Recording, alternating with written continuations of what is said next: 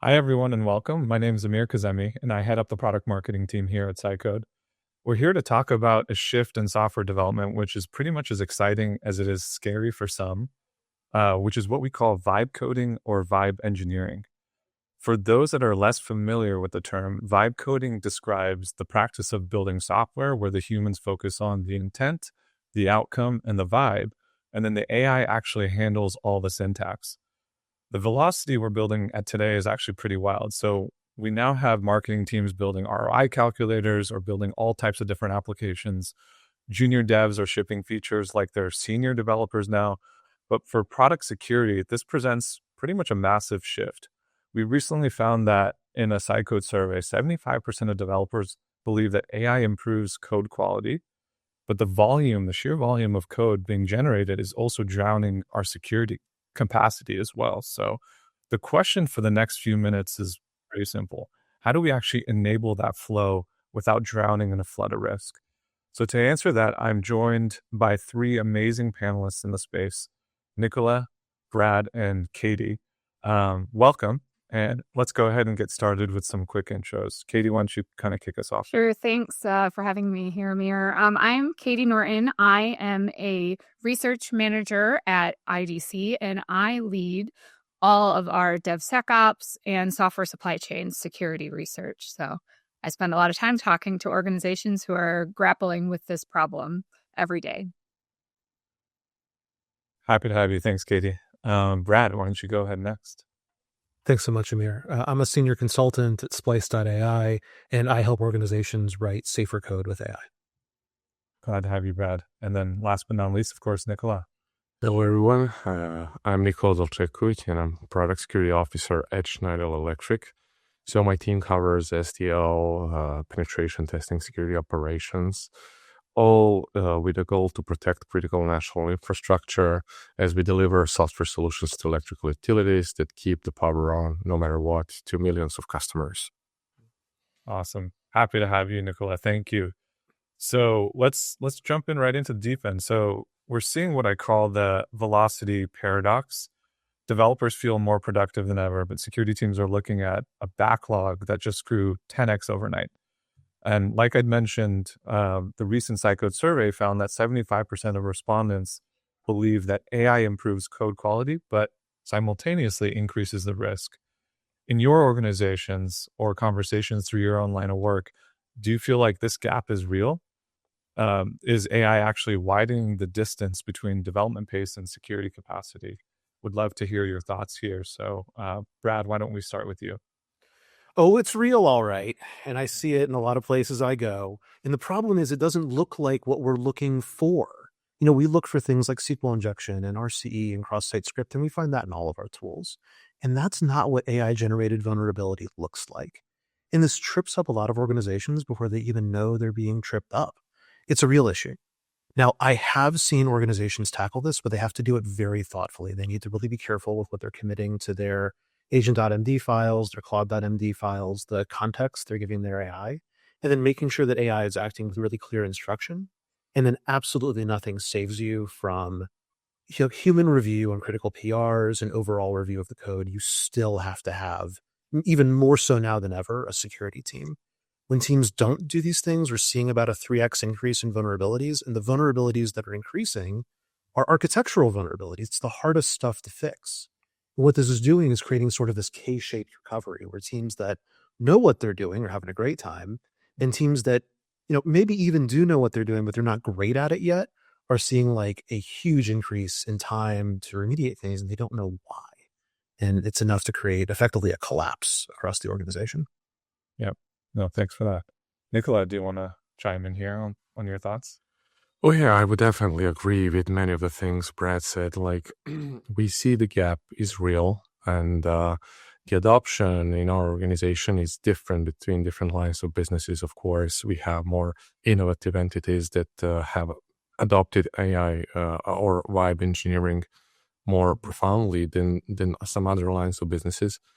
But generally, even logically, we can determine that software engineers are essentially changing their craft. So they're relying more on delegating the work to the AI agents And they're highly motivated for such change because of the productivity gains, right? So we all know the productivity is there. It's just that what I like to say is that developers are now more reviewing the code than writing it themselves. So I think the new technical debt is actually becoming a verification debt, because I'm not so sure that we get to verify all that output from the AI. And that's where I think we should keep the focus in this new adoption, where we still want to verify the outputs of the AI. And most importantly, I think we're going to cover it a little bit later, is the context that the AI has when it does the engineering part. Because we cannot just rely on developers communicating to AI agents through the prompts.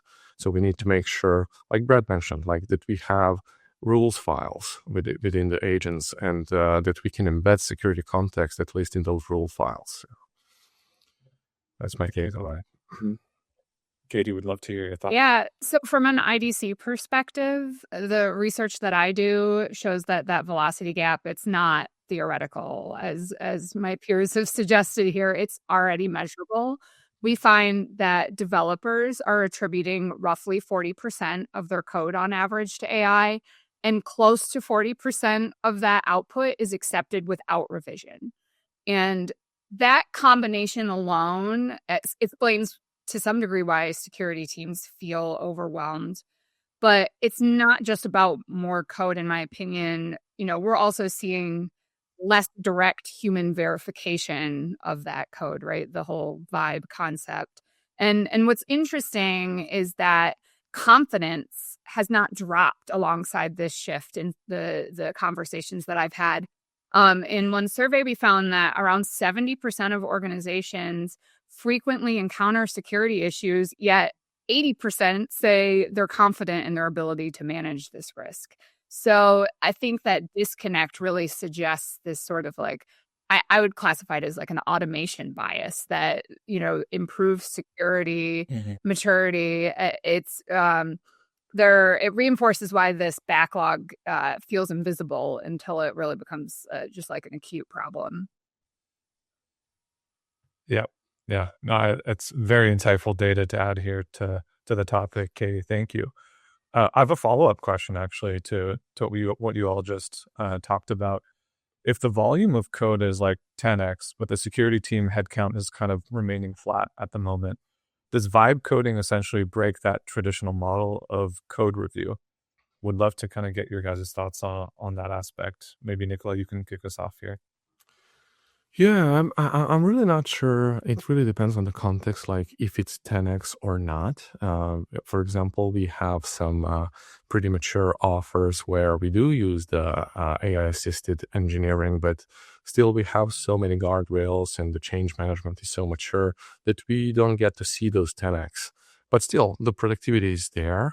And to kind of answer your question, I think the traditional code review does break this new model, this new workflow, especially when you think about it that the primary engineer didn't write the code themselves. They are reviewing the code that AI generated, and then if we rely on the traditional parameters like, oh, we need to have two code reviews or somebody reviewing the code from somebody else, it really doesn't make that much sense anymore like it used to.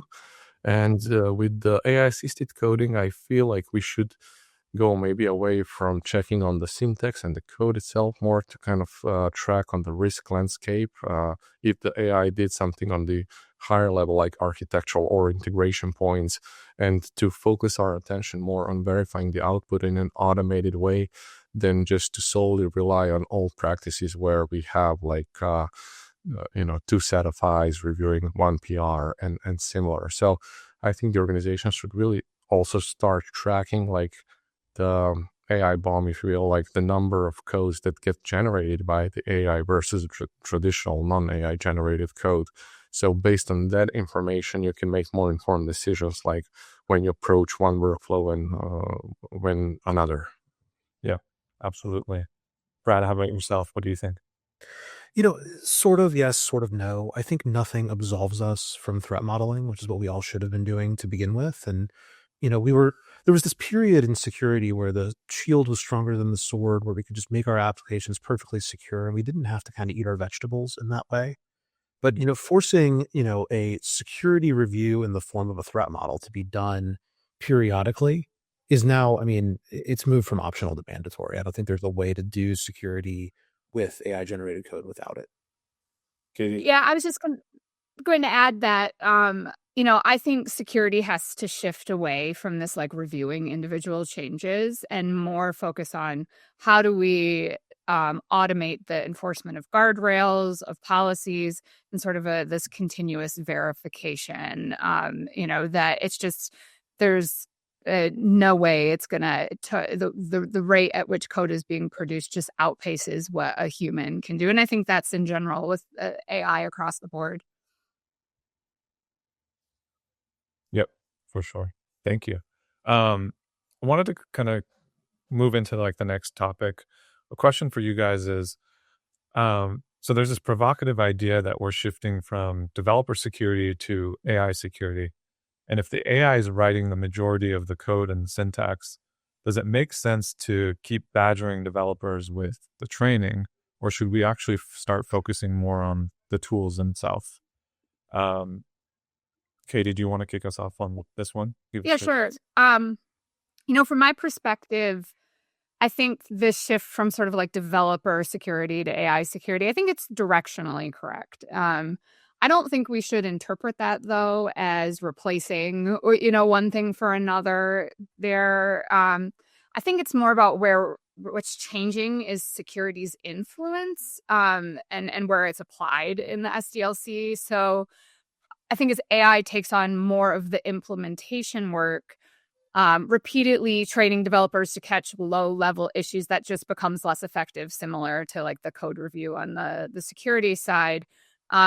My research shows that a meaningful share of the AI-generated code, like I said, is accepted without revision, which really indicates that human review, it's now not the dominant enforcement point anymore. So I think security has to move closer to the systems that shape the AI's behavior, not just the people or developers supervising it. So I think things like the MCP-based approaches are one way to do this, but there's others, out there like the skills and tool hooks and function calling frameworks, rules files, even just agents that sort of apply these policy constraints and architecture guidelines, and even things like spec-driven development, right? I think all of these things kind of roll together in that we need to shift towards contextual enforcement, where security teams are encoding that like intent, that policy, that risk tolerance into how the AI is operating in its environment, rather than relying on developers to just like manually compensate for that. Yeah, no, I love that. Brad, would love to hear your thoughts. Yeah, everything Katie just said, I think that's a very good summary of the issue. The only thing I would tag onto there is, we need to change what it is that we're teaching our developers. The good news is, in the year of our Lord 2026, does anyone really not know what a SQL injection is? Was that really ever a good use of our time?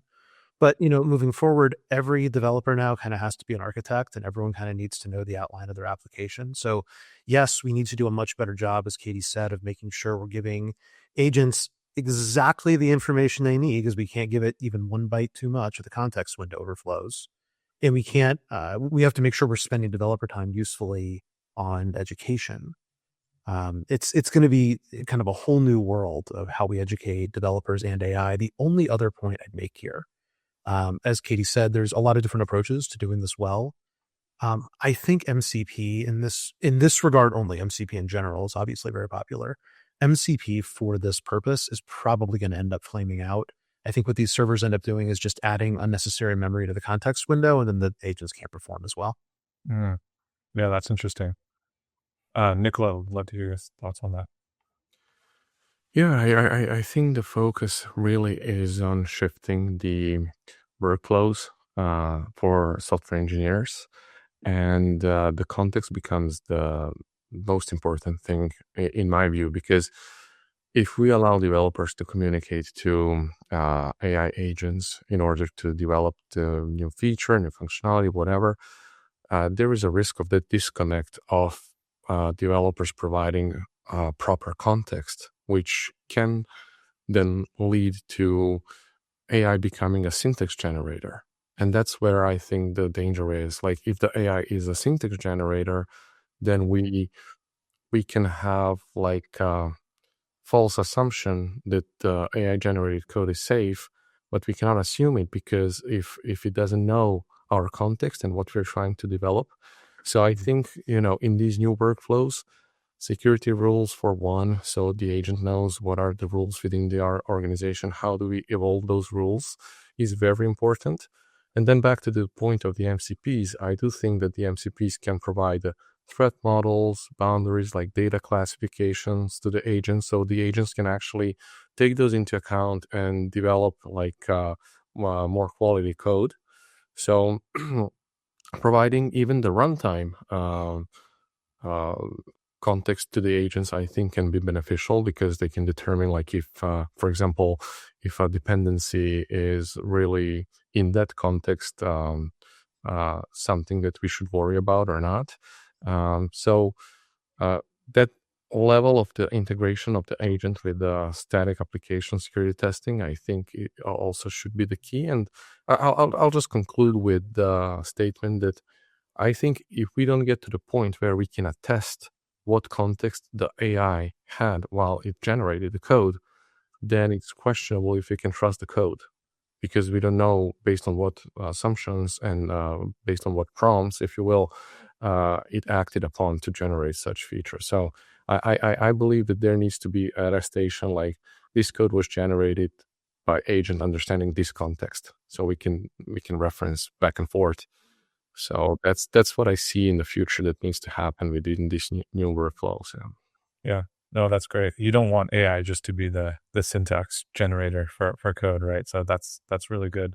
It kind of leads me into my next question around the topic of context in general. So context essentially being the difference between what is a theoretical vulnerability and what's real risk or real exploit. How do we actually ensure that AI understands the runtime and that build context that you're talking about? Do you think that we can get to a point where AI actually knows how to write the code, but where it actually lives and how it's going to be attacked, and what the exploits are? So would love to hear your thoughts. I got a little bit of that from you, Nicola. And maybe Brad, you can kind of give us your thoughts on this as well. Yeah, it's interesting. If you just take Claude Code and say, make a threat model for this application, if the application is small enough to fit in Claude's context window, it does a pretty good job. So can we use AI to kind of create security for us? Yeah, absolutely. As a separate agent, as a separate function operated by a security team, yeah, I think that is within the realm of possibility. And I think there's probably, something to invest in there if you're a software technology company. Not that I would know anyone like that, Amir. But yes, to answer your question, I think we will get to the point where AI is working alongside, today it's working alongside developers. I think having AI agents that work alongside or for security teams, that is probably where this is going. Mm-hmm. Yeah. Love that. Katie, would love to hear your thoughts on the context topic. Yeah. I think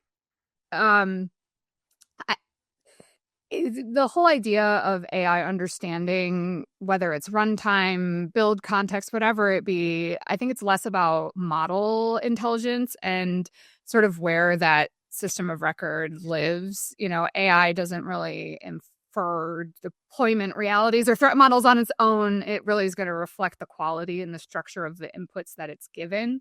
And so that's where, I touched on this, very briefly in the last question around the concept of spec-driven development and the importance of that, and that when you can, give the interfaces, the permissions, the data flows, those non-functional requirements explicitly, then the AI is not guessing as much. I think ASPM platforms and other security tools can play a complementary role here as well, acting as sort of that consolidation layer for context, because ASPMs aggregate a lot of signals across the SDLC. And when you can normalize those and pull it into this coherent risk model, you can feed that back into development, right? And including AI assistance. So I think when you combine some of these efforts, it will help reduce that ambiguity that over time it will be able to effectively sort of close that loop and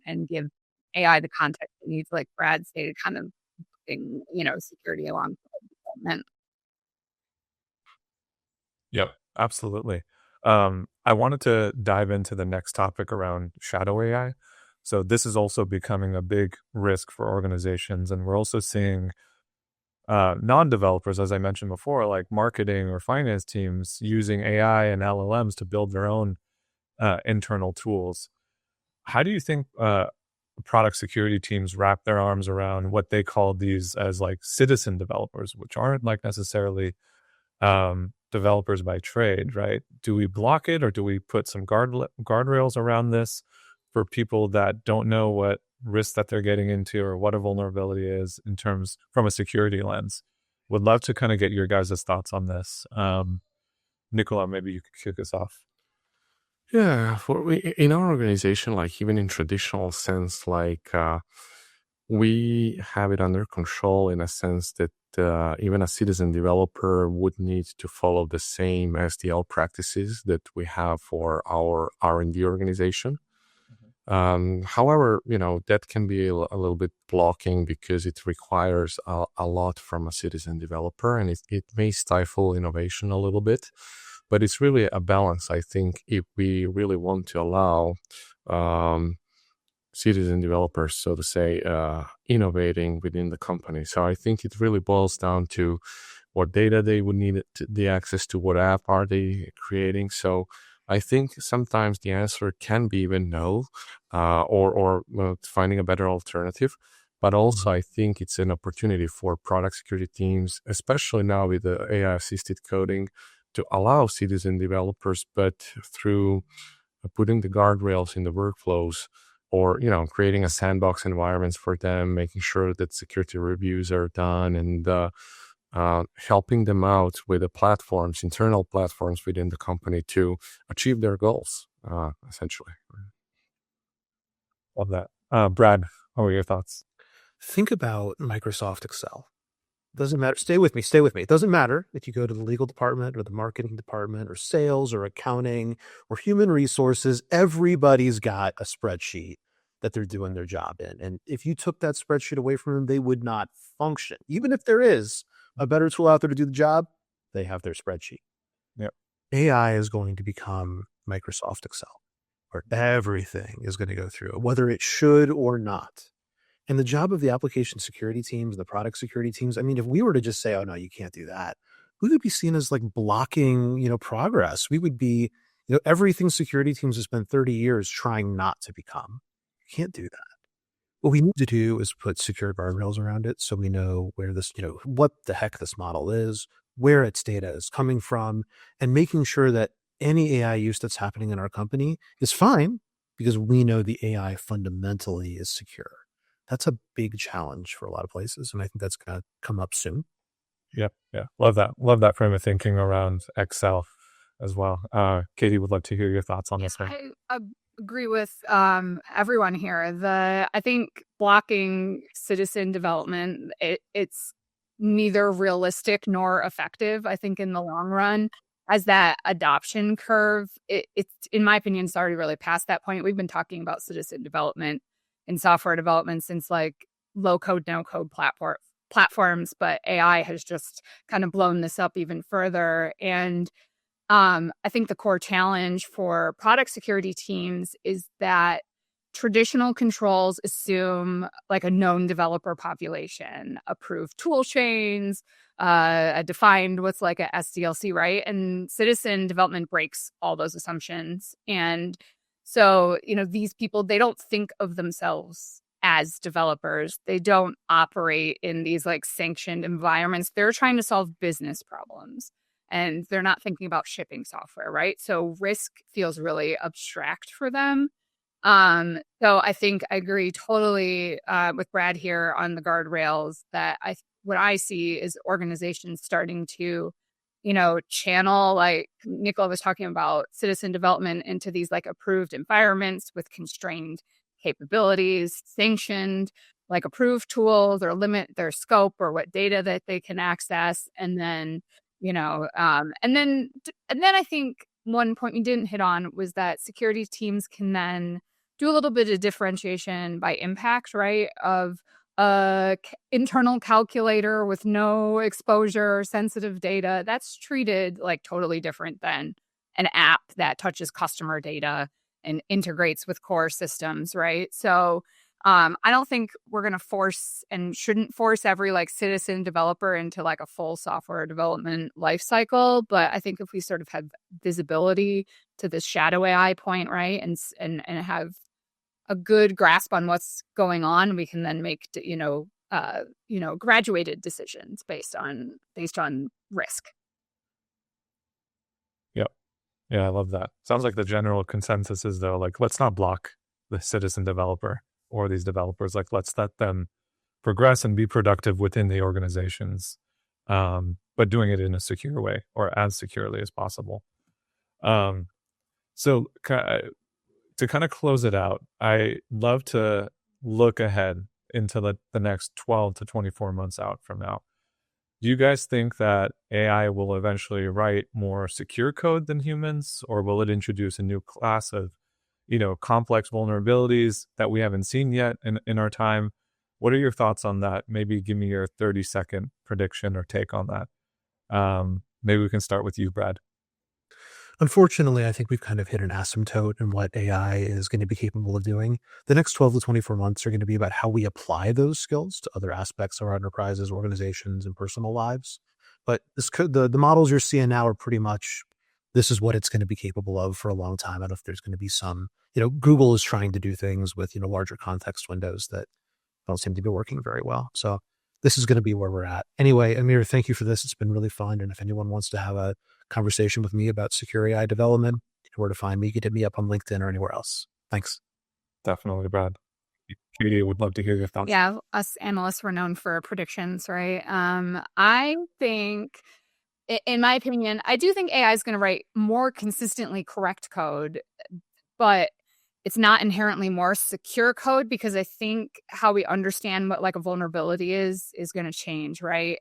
We're looking at more about like systemic risk, over trusted automation, hidden dependency paths, agent actions, like with the outsized blast radius, those things that are harder to detect because they don't show up as like a flaw that you can scan and identify in like a code change. So I think product security jobs, they're not going to get easier. They're going to get different, though, right? That I think less time is going to be spent on individual bugs, more time on those guardrails we've been talking about, validating system behavior, and sort of like managing that AI attack surface, as this all sort of comes together.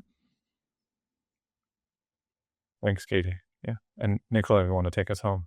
Yeah, I'm totally with Katie on this one. I think the AI will outpace average human in the next 24 months when it comes to trivial and known vulnerabilities, what's known to us today, right? So the baseline security, I think it's gonna be better, but we are definitely up for some new types of vulnerabilities. I think like, missed context between the developer and AI, integration points on a high-level architecture, due to the way we start developing through the AI. So I think we will see a new class of problems, risks, if you will. But generally, what we know today, I think AI can get that better and resolve those, AWS top 10 and issues like that. Awesome. Thanks, Nicola. So that's all the time we've got left. Katie, Nicola, Brad, thank you again for joining us. That was fantastic, and really appreciate the time and all the insights from today. With that, I'm going to hand it back over to Monica to take us over to our next session.